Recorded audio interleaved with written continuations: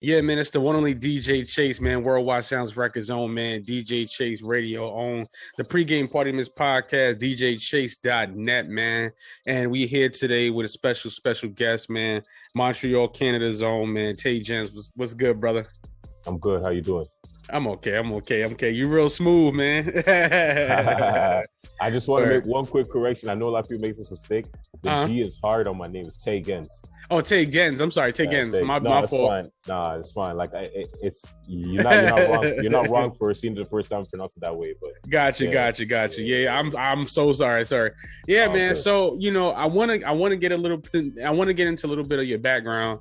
Yeah. And I want my fans to kind of learn who you are, because I deal with a lot of people from all over the world. Mm-hmm. People like to hear new music. They like to discover new music. Yeah. A little bit about your background. You're originally from Montreal, Canada, correct? Yeah. So I'm born and raised in Montreal, but I'm a first generation Canadian. So my family is from Cameroon.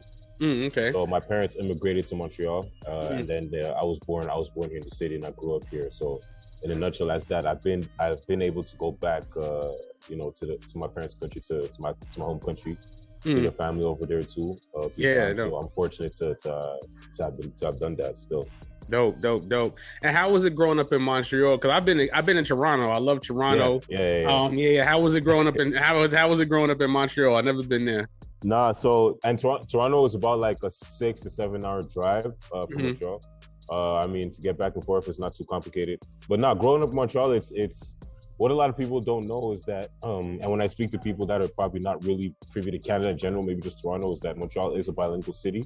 So we in the province of Quebec, which is beside the province of Ontario. That's where Toronto is. So in Quebec, it's a French speaking province. So we say francophone because the first language is French, but it's a bilingual province, but French is the main language over here. But Montreal is like almost perfect. It's like it's bilingual most of the time. Like everybody I grew up with, we already start speaking off English and French, and then you add the language that your family's from or whatever. So I grew up in the area of Montreal where it was predominantly English speakers, predominantly the black community, Black Caribbean community. So I'm African, but I grew up a lot with a lot of Caribbean. I have a lot of Caribbean childhood friends. We all grew up in the same neighborhood. So on the western part of the city, it's much more that where you have the English speakers, and on the eastern part of the city, you got worse more French speakers. Nice. So it's like there's like an unofficial divide in the city. Like if you're in one area, you're on the French side. If you're in another area, you're on the English side. But all in all, like everybody more or less understands each other. The bilingualism is so it's so thick in the sense where some people may not even speak French. Like they may not speak it, but they understand it properly, and vice versa. You have people that don't speak English day to day, but they'll understand perfectly. So I can speak to you in English, you'll speak to me in French, and we'll both understand each other. Or we'll mix up our slang is a mix. It's a mix of English and French, and then you have the Haitian community that is a big part here. So we have a bit of Creole influences, a bit of Creole expressions in our slang. So it's something else. But growing up Montreal is definitely a city where you find a lot of different things. In different areas, especially when it comes to the people. A lot of different people. Copy, man. And like you said, your parents are from Cameroon. You was born in Montreal, right? Exactly. Copy. And let me ask you a question. I know you said that you have the bilingualism there. Yeah. But do you feel like, all right, maybe sometimes like, did you have any like issues kind of growing up, or you just fit right in? When it comes to the bilingualism, I kind of didn't have an issue just because by law, I had to go to school in French. There's a law in place. Oh, wow. Yeah, it's called Bill 101, like real one sentence quick history lesson. In Quebec, there's a bill that says that it stipulates that if you're a child of an immigrant, you got to go to school in French, unless when your parents came, it was before the bill came in effect. So the bill came in effect in like the 70s. So my parents came like after that. So they had me and they had my brothers. We all had to go to school in French. But I got friends who, because their parents grew up here, so they were here even before the bill came in effect, they can choose to go to school English and French. But by law, I had to go. So when you have that, it's kind of like when you're small, you're automatically exposed to both languages regardless. That's dope. Yeah, that's fire. It's like you're just used to it. You go all over the place and you just maneuver. So on that front, you're already immersed in it, so you don't really think about it. It's second nature. It's only when you leave the city you realize, oh snap, it's not the same. Yeah. The city is like that, and then obviously there's ups and downs. Like there's some areas, like I said, there's a lot of areas that are more immigrant based. A lot of different places with immigrants where I grew up at, and you got the places where it's a lot more French, Canadian, white looking people and everything like that. So it's different cultures, and compared to maybe in the States, whatever, like the if you want to talk on the racial side of it, things are kind of like more subtle in a sense. You don't really have too much conflicts face to face, but you could know things could be there could be some tension, but it's subtle tension in a way. But that it really depends. I'm not trying to generalize. It's just situations may arise where that could be the case. Yeah, I noticed that even in Toronto, like it wasn't really like they, everybody just was like in one mixed gumbo pot. You know what I'm saying? Like it wasn't even like it was that's what I was saying. And on the music side, what made you want to be an artist? Like, you know what I'm saying? Because you, like I said, you have such a rich background. Like what made you want to just become an artist? To be honest, man, I remember when I was a kid, I was like 8 years old. I think that's when I really remember having the first thought of like, okay, I gotta have music in my life, like in some way, shape, or form. I think when I was 8, I was like looking at DJs spin on TV, and I was like amazed. I'm like, yo, that's fly, yo. Like then, when I started writing, I was like 11 years old, and I was like, okay, the writing part is where I really felt passionate about it and everything, and I knew that was something that separated myself from the fold a bit, especially growing up, when you're kids, everybody's trying to figure out what they can't do, what they're nice at, you know what I'm saying? So I figured, okay, with the pen at an early age at that time, I knew my creative juices was already flowing, I could recognize it. Since then, it was really since a very very long time I realized, okay, like I'm gonna have whatever happens in my life, I'm gonna have this part of my life for sure set in stone. Like it's not gonna go away. And it only got the love and the passion for it only got stronger as I got older and I learned more about the game. And I realized I'm like, yo, I could definitely contribute to this whole thing that exists called hip hop, even on my side and in the world too. Like just like you said, being from where I'm from, when I was younger, I didn't really put too much bank on that. But it's only the last several years where it's like, okay, like it's just more juice that I have that I can put in my stuff. Yeah, no doubt. And who did you listen to in Montreal? Because I know, America, we kind of, I think they said we have bias in America, but who did you listen to? Who did you listen to growing up? I'm not gonna lie. When I was a kid, we didn't even really.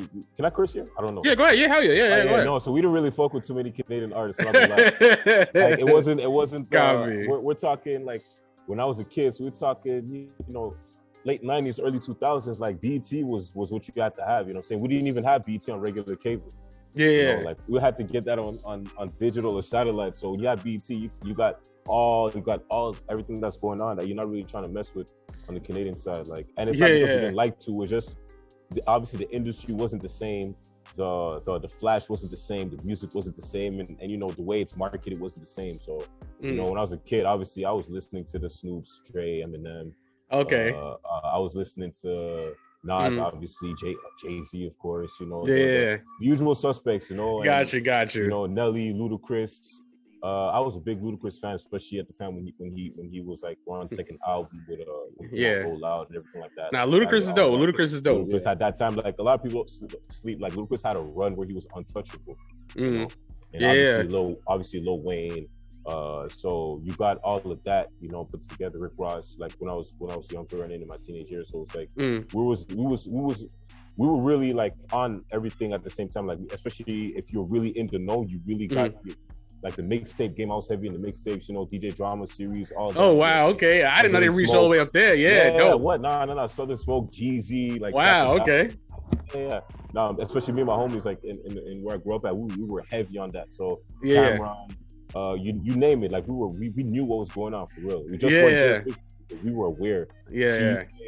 All that, and then obviously the one person that I'm gonna have to name his name is like when Drake kind of like broke the seal of that, where it was to mess with what's happening in Canada. Obviously we knew of him beforehand. You know what I mean? Like I was aware of Drake since like 05, 06. Even before that, we was on TV. we were watching Degrassi, the show that he was on when he was a kid. When he was a kid, we were watching it, you know what I'm saying? Before we even he was into music. We just seen him okay, he's a child actor and with a bunch of other people. So, but then when we were seeing the transition him to music, we're like, okay, he was all right. And even at that, we're like, okay, he's cool, he's fly, but okay, whatever. We're going back to what happened in America. And but it's only when like we start seeing him, you know, link up with BZ and all that, you know, and then it's like, okay, like he's definitely moving up. And then that obviously that created a whole opening of floodgates, you know, and then you got guys like The Weeknd that follow up after that, you know, and then that's on the Toronto side. So from the American side, that's one thing, and then obviously Toronto was the next. In Canada, Toronto was the first place where we were really opening up to the world, and obviously here in Montreal, we were aware of that because it's our neighbors, you know, and so yeah. So in a nutshell, that's basically what growing up, like what I've been exposed to, what's going on, and then in the last maybe 8 to 10 years, Montreal is really trying to. Montreal has a lot of people say Montreal is not on the map per se. I don't like the on the map expression to an extent because Montreal is recognized, especially on the production side. There's a lot of producers out here that are known elsewhere, like in Europe. And I think one of our most famous acts here is K-Tronada. I don't know if you heard of him, but he's signed to RCA.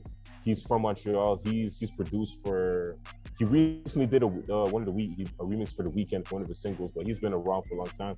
He's been involved with a lot of acts. There's another guy called High Classified. He produced for Future. Okay, you know the track Future and The Weeknd, Coming Out Strong? Yeah. Yeah, that was produced by a guy from Montreal, High Classified. Okay. Oh, nice. Okay.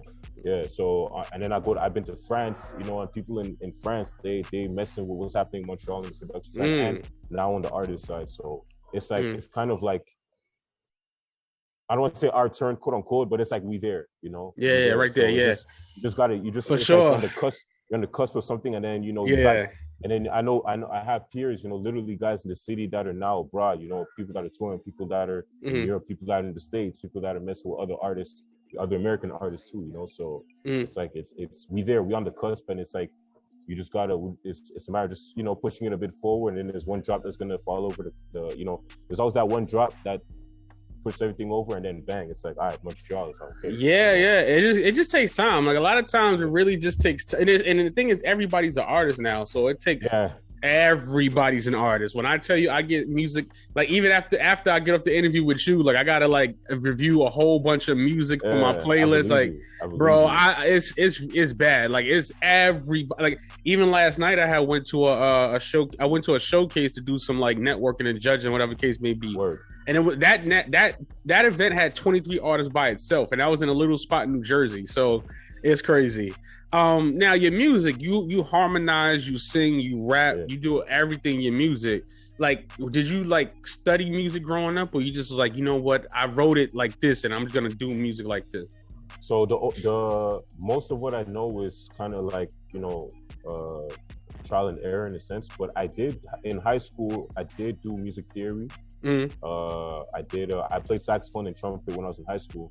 So that was like that was a little. I didn't really pursue it afterwards, just off of lack of encouragement or lack of motivation. But like I'm happy I did have that, that kind of official background in a sense, where there's certain things, I guess it's helping now, just with certain melodies or whatever, where I just hear it and I know it's like, okay, it's got to, this is the next, the next inflection is here. You got to have there's certain tones, like there's certain terms I can use, I'm in the studio with the engineer, it's like, okay, I want to break here. Okay, now release here. I want, so it's like, it became a bit subconscious. So when I'm working on stuff, so, but a lot of things is trial and error especially on the hip hop side, you don't really have an official music theory.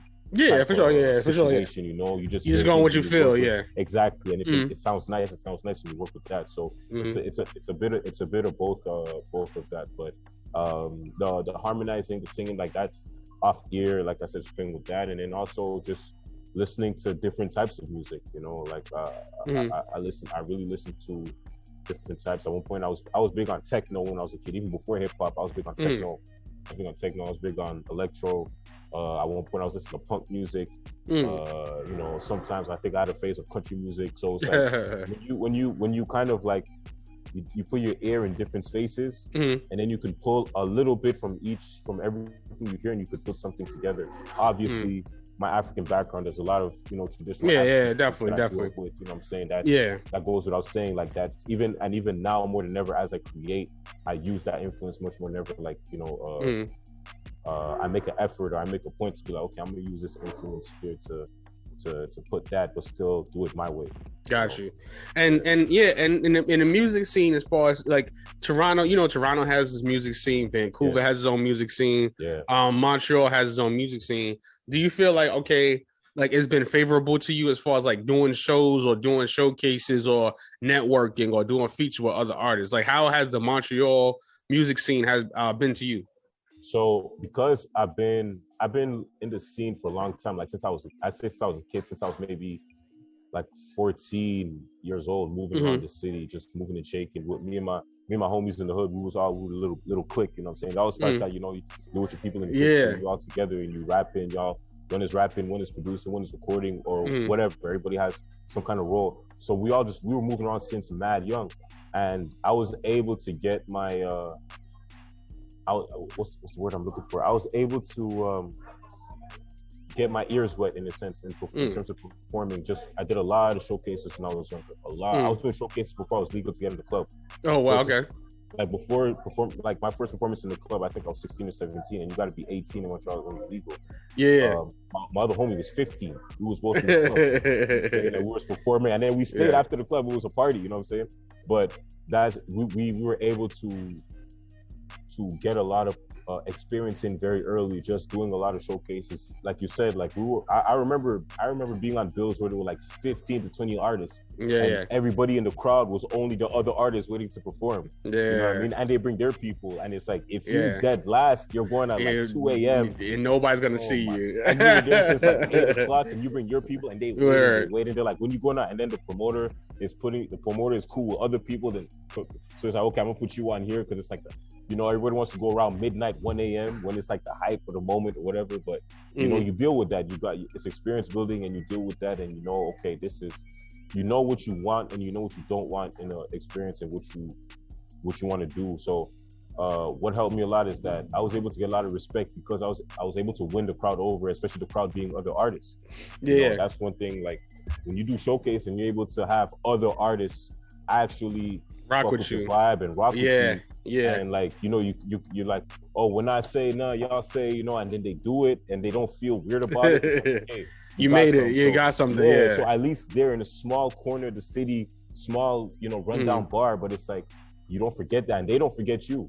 You know what I mean? Like, could be years later. And they always network with you. That's the thing with artists. Like, that's the thing. Like that, and it's funny too because even like with me DJing, because I DJ a lot of showcases in the city and stuff. So a lot of artists constantly. People like they always ask me, "Why do you do it?" I'm like, because I'm like, yo, it's so much fun. Like I produce. Like you see me, I'm in my studio, I love being around the creativity. It's something different. Like people at parties, they just stuck up and just want to party. They just want to take. They're real stuck up. And like, and when you at a showcase, you still get that hunger. You still get that feeling. And you're able to exchange with the same people because they're here for the same reason. Say the same reason. Like it's so better. So it's like, like I remember, and like this is Montreal. I remember I went to Atlanta for A3C. Back in, I think it was like 6-7 years ago, I was there, and this was like it was like an unofficial showcase for ATC, and a DJ I knew at the time, he was setting it up, so he put me on the bill. But I would see this is another difference. This is another level of showcasing. Like at least I got used to showcasing in Montreal. Now I'm showcasing in another city where nobody knows where I'm from. They may not. They hear an accent when they hear me, and I'm in Atlanta, so that's a whole different culture. A3C is lovely. I just went last year. The network crazy. No, it's a lot of. I met a lot of good people, and to this day, I still have relationships I have from being there. You know, nice, so dope. It's like just jumping on there and at one point I spoke French to the crowd. They didn't understand what I was saying. But it was just to be like, okay, let me just set myself apart just a bit different. You know what I'm saying? I don't have that Atlanta slang. My swagger is not the same. Let me add some French to it. They don't understand, but they'll be like, wait, okay, he's spoke a different language. All right, but okay, I'll remember that at least. But you know what's crazy? Atlanta, not to cut you off, Atlanta definitely they just like the new shit. Like if it's new, they rock with it. That's why they keep winning, because they embrace the new, everything new. They embrace that's what it. I realized too. Yeah, they embrace it. Like that's one thing Atlanta does. Like they really like New York, we kind of stuck in our ways. But Atlanta, they definitely embrace the new joint. You know what I'm saying? Yeah. Like I think I've yet to really perform in New York. Yeah, I've been there a few times, just to network a few times. But yeah, like Atlanta was probably the deepest. LA was also another spot, but that was more like an invite thing where like the people, there was other Toronto people, so we were already like on the Canadian crew, so we was already like kind of back. But not like showcasing is a good experience, especially when you're early and you're trying to you're trying to figure out what you do, what you can't do and stuff. For sure, man. And do you like being in the studio better, or you like performing better? Yo, it's almost 50-50, but I put the edge on being on stage and performing. Gotcha. Like it's the real, that's the real test. You know, you're in the studio. It's the fun part of just going in your mind and seeing what you can do and playing around, you know, and doing things. But when you're in front of the people, I always like to see the real test. So it's like, are you really, whatever you did at the studio, now the people are there, like, does your idea work? Like, I truly believe that, I believe to an extent that like the crowd, I forgot who I heard this from, but it's like the I don't know if it was Gary Vee or something, but it's like the crowd or the market isn't like, they're not dumb in a sense, in a global sense. Like if 99% of the crowd is not rocking with you, they're not wrong. Like you can't, they can't be wrong. 99 strangers out of 100 cannot be wrong when you're presenting them something. So that means, okay, you go back to the drawing board and you see what you can tweak, you know, and then it's not, you don't got to turn 99 people to now 100 followers. From 99 to go down to 75, down to 50. Now you got half the crowd. So as you keep tweaking, you know, so as you perform and you tweak, sometimes I'll do a song, I'll record a song in the studio and I feel like it's done, and then let's have a show the next week, I'll perform that track. Yeah, for sure. I'll perform that track, and you know, and then I'll get real ideas as I'm performing. Sometimes I'll perform it with my energy and I'll see the reaction and I'll see, okay, they reacted at this part. All right, cool. And I'll probably go back to the studio and make a tweak. Maybe that's smart. That's real smart. That's smart. That's smart. A beat break there. That way, it's like they hear what I'm saying because they reacted last time without the beat break. So now it's like, all right, at this point, I'm gonna end this line without the beat because what I'm saying is crazy, and then they really mess with it. So it's a little tweak like that, and then now when the song comes out, those who were there before to hear the original version, now they already kind of bought into it because they heard it, they're familiar with it to an extent. And now the fact that they'll hear the adjustment, they'll even be more into it. You know? And it's easier for them to talk about it with other people. So definitely, no, and you know it's great. That's actually smart. The same way I tell artists all the time, I'm like, listen, even when you're doing these shows, make sure you have some handouts. Like sitting there and trying to get everybody's Instagram is a waste of time. Like put your QR code, get some merch, get some flyers, get some, you know what I'm saying? Promote yourself. And there's always that last thing. I know everybody thinks like, oh, you just get on from social media, but I'm like, if you ever think about it, all your big artists gave out flyers, hung up posters, every single, even Drake was out there giving out CDs, like, you know, and they don't understand that. And then I want to ask you too, like, as far as your music is concerned, do you work with like a specific producer, or you buy beats, or do you do your own production? So I usually work with producers all the time. A lot of times I'm like, how I work is I'm always flexible to opening with whoever wants to holler at me. Like if you, I listen to beats almost daily. Even if I have a project done, whatever, I'm just listening to beats because it allows me to be in creative mode. No, I work with producers in the city. I work with producers internationally. The EP I'm working on right now, most of it is produced by producers outside of Canada. They found me on IG, and then I try to build a rapport with them. You know, it's like, oh, I like what you're doing, and I'm like, can I send you something? I'm like, for sure, send it to me. This is my email, and if I like something, then I'll get back at you, and then we could go from there. So sometimes it could be they send me beats, and I probably go through it, and then maybe at that time I'm not feeling it, or it's not where my head is at, and then 6 months later I'll go back to that same folder and I'll find something that's like, okay, I got something for this. So I hit him back up like, yo, is this still available? Yeah, so all right, bless, and then let's work from there. I always push to work exclusively, in the sense where if I'm buying from them, like I'm buying exclusively. Yeah, for sure. You know, I made it a point a few years back to stop leasing.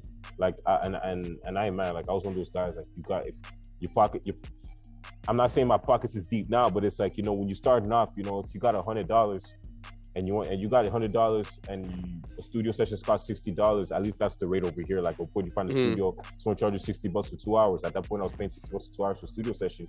Bang, $20 to lease a beat, $20 to boost it on IG. Like, I was doing that. But it got you, but it worked. It worked. Yeah, though. no, to an extent, it worked. Yeah, and repeat, and then you get better, and then if you get more knowledgeable in the game on the business side, you can at least figure out, okay, I can get a bit more bread doing this. If I making sure the registrations is done, maybe a bit more bread is going to come on this side. You know what I'm saying? And then now your 100 goes to 150.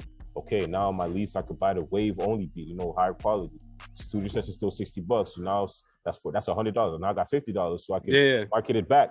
Maybe instead of 3 days promo, I could boost it for a week. And then rinse and repeat. And then so I got to the point where I was like, okay, now I know I could work on an exclusive beat by beat basis, and from there, at the end of the day, it's all about building rapport with the producer. You might you got it. Yeah, you got it. Rate that you can afford, and then bang, it's like, okay, I can afford this. Now let's work. So especially because that's what I do. Like, even me, like, I was producing like all the local artists. I just started busting out like a lot of music with the local artists, and then I was like, you know what, let me just start my own label, because I'm end up putting out the records, because they don't know business, they don't know ads, they don't know publishing and shit. So I'm like, yo, I might as well just do it myself, and it's been me starting a label really like changed my life. Like, it's crazy, like changed my life a lot. And I want to ask you this question too. What, like, who besides yourself is like the hottest, like, Montreal artist? Who you think is the hottest artist besides yourself? I appreciate that. I'm gonna name a few names. It might be I'm trying to be as unbiased as possible, going by numbers. So one of the hardest guys out here, and he's not even here anymore. He's in LA. His name is Nate Husser. And he's from Montreal. He grew up in the hood, not too far from me, close to downtown. And he's been making a lot of heavy moves. He's currently, I think he's distributed by Empire. He's in LA right now. There's another a female rapper. She goes by the name of Naya Ali. She's from my hood, actually. So she's doing a lot. She's doing a lot of good stuff. She's touring right now, I believe. What else? So that's a few artists on the English side. So on the French side, you got a lot of people. You got a lot on the French side. You got there's a group of artists. They're called, I'm gonna say it in French, 514. So it's 514. The area code is 514. So it's just in French, but they flip it in a way. So it's a collective of artists that they make a lot of moves as well. Nice. I know I'm missing a lot of people, but like, there's a lot of these guys that you go on YouTube and you realize they be getting 100,000, 500,000, million views. You know what I'm saying? Like, wow. They got fans and everything. It's really spread out. You know what I mean? It's spread out. So, like, I can relate to that. It's like sometimes it's not the people in the backyard that's gonna rock with you the hardest, in the sense, which is, I don't feel no way about it. It is what it is. To an extent, you work with what you got, but then when you work the stats together, you can go somewhere else with just pockets of people to really look what you're doing, then you do that. But it's a handful. I named like just a handful, but there's way more. Yeah, that's dope. That's dope. The guy I'm thinking of it now so my hood is called NDG. NDG. So and I'm so proud to say, like, there's a lot of guys from where I'm growing up that are making moves. There's another guy called Skyfalls. He's another youngin from my area as well, and he's doing crazy moves. So it's fuck. There's a lot of guys. Nah, you're good. It's crazy because I only really wanted like one artist. I was like, all right, you showed a lot of love to your city. Yeah. And I know before we get out of here, I just want to talk about the record Crypthot. That was actually the record that caught my attention. But like I was like, oh, okay, he's on it. So what inspired that record, the Crypthot record? I'm not gonna lie. So Crypthot. So obviously Crypthot, but it's like, so I took it it's a play on words. And I'm not gonna lie, the song came up to me. The idea came about. I was literally at the crib just sweeping the floor. And then I was listening to beats, and I was like, yo, the melody, just everything came to my head. Like, almost the song literally wrote itself. Like, it just wrote itself. I'm like, okay, Crypthot, I could play with that, because I was already, I think at the time when I wrote it, I've been on my side, I've been on the crypto, I've been aware of crypto. I've got a few holdings here and there with some cryptocurrency. So I've been on that for a little while. And just the idea of, like, pushing the concept of a gold digger, but like in today's day and age, it's like we're not digging gold no more. You know what I'm saying? She wants you gotta have crypto. You know what I'm saying? She's not fucking with you if you got cash. Like fuck cash, man. You gotta have that BTC. You gotta have Ethereum. You gotta have Litecoin, whatever it is, man. If you want to splurge, you know what I'm saying? But it was really that, and I just want to have it was songs I want to have fun with. Just taking relevant topics of today and putting it together with crypto, with every day there's a new argument between men and women online, whatever. I was like, let me just take it and just put it in the flip it and just flip it and have my own fun with it. That's literally how it came about. So yeah, for sure, man. And and I want to get before we get out of here too, I want to ask, do you have any like albums coming out? I know you put out an EP last year, and do you have anything coming out this year? Yeah, so I put out a few singles last year, so I am dropping an EP literally a month from now. So May 27th, my EP called Life for Life is coming out. That's my first project since 2019, since basically pandemic, and everybody had to slow down and fix up whatever they had to fix up because for sure down. So but this is like, okay, I stayed up creative mode, put a lot of songs together. So Life for Life is coming out May 27th. So Crypthot is included in that. My first single as well, Maserati, is on that album. It's on that EP as well. I'm dropping another single very shortly. That's my first EP in a few years. And I'm happy to just put something out in a short form and where that people can just see where my head is at now. For those who rocked me before, they can see where it's at now. Those who haven't heard me yet, if they hear Crypthot for the first time, they're curious. Okay, let me see what this guy's about. You know what I'm saying? That's the goal. So Life for Life. It's basically just taking a life and making something out of it. You can't just survive to live. We gotta live to live. So for sure, facts. And my last question is, do you want to stay independent or you want to get any type of major deal? So I'm happy you asked me this, and I can answer this question now just because of R.I.P. Nipsey. He was a big influence on my career and how I viewed the game and the business. The sweet spot is literally being distributed by a major. That's what I realized. Yes. So when you're in a position where a major can give you the resources, and but you even if you funded what you're doing yourself, but they give you the resources to just put it out to the masses. And then you collect by what you collect. Whatever you work out with them, and you're still able to own what you do and do whatever you want moving forward. To me, that's the sweet spot. I'm not against signing or 360. I'm not against signing to a major with a different type deal, only because I'm aware of how the business works. At least every day I try to be more aware of it, and I try to learn how it works. So it's a situational thing. I'm not just gonna say, oh, no 360s just because there's a lot of bad stories about 360s. To an extent, depending on the situation, it may work out. And I'll be think of it this way: Jay-Z signed a 360 with Live Nation, and he's a billionaire. Yeah. A lot of people don't know that, So it could be 360, and then negotiation. I could just negotiate terms that are in my favor, and for the amount of time that the contract is in play, it's like I maximize it, and then move on to the next. So independent, obviously, independent is it's a gift and a curse being independent. You don't have a big machine behind you, but you still have all the creative energy and control that you want. But if you want to reach more people, which is what I want to do, I do understand at one point I'm gonna have to make certain concessions. As long as I'm aware, then I know I could maximize what I do keep. That way, maybe move later on if I want to get back what I conceded, I can, or the playing field can be evened out like that. So got you, my brother. Taigenz. Sure. Yeah, man, for sure, man. Where can people find you? Let everybody know, all my fans or your fans, where can we get your music, all of that? Yes, sir. So Taigenz, Taigenz on all platforms: Instagram, YouTube, Spotify, Twitter, everything. I'm on every platform. I'm on every stream platform. So Taigenz, you can find me, and don't hesitate to holler at me. I'm pretty reactive online. I'm pretty active on social media. And man, look out for Life coming out and everything moving forward from there. There you go, man. My guy Taigenz, man. We gonna do this again. It's crazy. I had so many questions. You gave such great answers, and I had so many. But I don't want to. We gonna do this again, so don't even worry about it. For sure. You know what I'm saying? Like I said, tell Hope thank you, everything like that. For setting this up. I know I've been super busy, as you can see. All good. Word, man. It's DJ Chase, man. The Pregame Party Miss podcast right here on DJ Chase Radio, iHeartRadio, Spotify, Apple Podcasts, and DJChase.net, the official website up. We got that merch, DJ Chase merch. merch, DJChase.net. And on that YouTube, DJ Chase TV. You know this, man, DJ Chase. Yeah. DJ Chase TV. It's official. Come on. Locked in with DJ Chase on the pregame party mix.